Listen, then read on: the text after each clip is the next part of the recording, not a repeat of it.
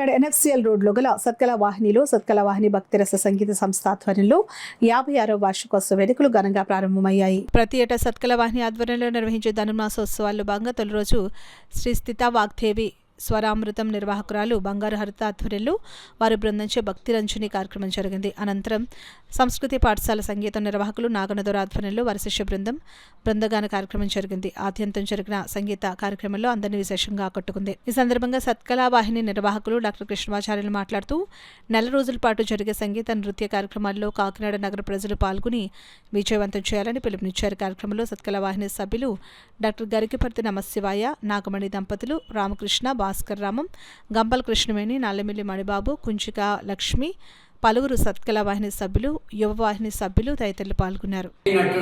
వాళ్ళ ప్రదర్శన వేదిక మీద చేయడానికి ఎంతో అంగీకరించున్నారు. అలాగే ఇక్కడ వేద వెంకట సత్యనారాయణ స్వామి రథ మహోత్సవ హరికథని, గోదా రంగనాథ స్వామివారి కళ్యాణ మహోత్సవాన్ని అత్యంత అద్భుతంగా ఈ వేదిక మీద చేయనున్నాము. అలాగే ఈరోజు కార్యక్రమం శ్రీ స్థితా వాగ్దేవి స్వరామృతం శ్రీమతి బంగారు హరిత గారి నేతృత్వంలో మరి 30 మంది కళాకారులు చక్కటి భజన ప్రదర్శిస్తున్నారు. ఈ కార్యక్రమం అనంతరం సంస్కృతి పాఠశాల శ్రీ నాగన్నదొర గారి నిర్వహణలో మరొక 25 మంది చిన్నపిల్లలు, పెద్దవారు అందరూ కూడా సంగీత కార్యక్రమాలు ఈరోజు చేయనున్నారండి.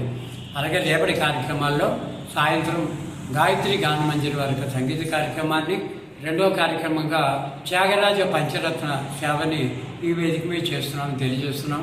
జనవరి